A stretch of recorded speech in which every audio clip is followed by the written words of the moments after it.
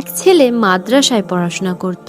ছেলেটা মাদ্রাসার পথে যাওয়ার সময় একটি সুন্দরী মেয়ে সব সময় তার দিকে তাকিয়ে থাকতো, তার সাথে কথা বলতে চাইতো। কিন্তু সেই ছেলেটি আবার আমার আর আপনার মতো ক্যারেক্টার ঢিলা ছিল না। সে কোনো বেগানা নারীর দিকে তাকাতে চাইতো না, কোনো কথা বলতেই চাইতো না। এরকম অ্যাভয়েড এবং মেয়েদের দিকে তাকানোর অনীহা দেখে সেই মেয়েটি আরও ক্ষিপ্ত হয়ে ওঠে।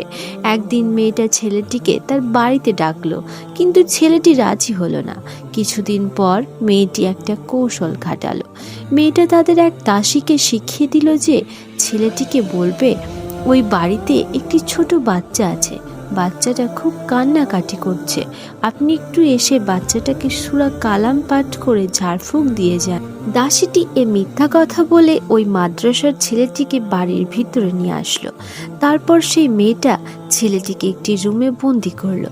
ছেলেটিকে সে প্রেমের প্রস্তাব দিল, বলল, আমি তোমায় খুব ভালোবাসি, তোমাকে ছাড়া আমি বাঁচব না, তোমার জন্য আমি সব কিছু করতে পারি, প্লিজ তুমি আমায় মেনে নাও, ফিরিয়ে দিও না।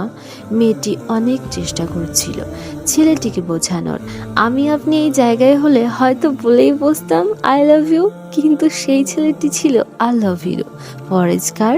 সে এমন কোনো কিছুই করতে চাইতো না যাতে মহান আল্লাহ নারাজ হন।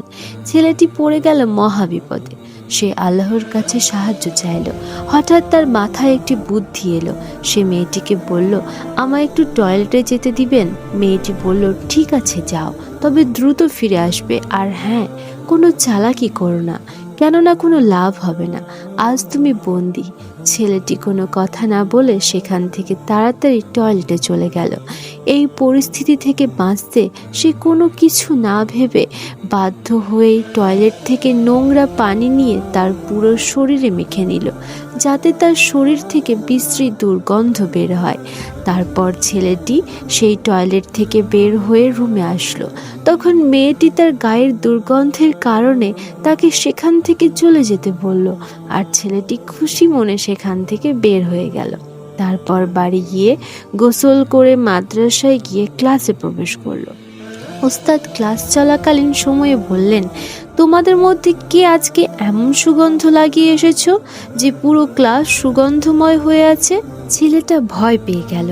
মনে মনে ভাবলো হয়তো তার গায়ে কোথাও ময়লা লেগে আছে, অথবা ভালো করে ধোয়া হয়নি, সেখান থেকে মনে হয় দুর্গন্ধ বের হচ্ছে।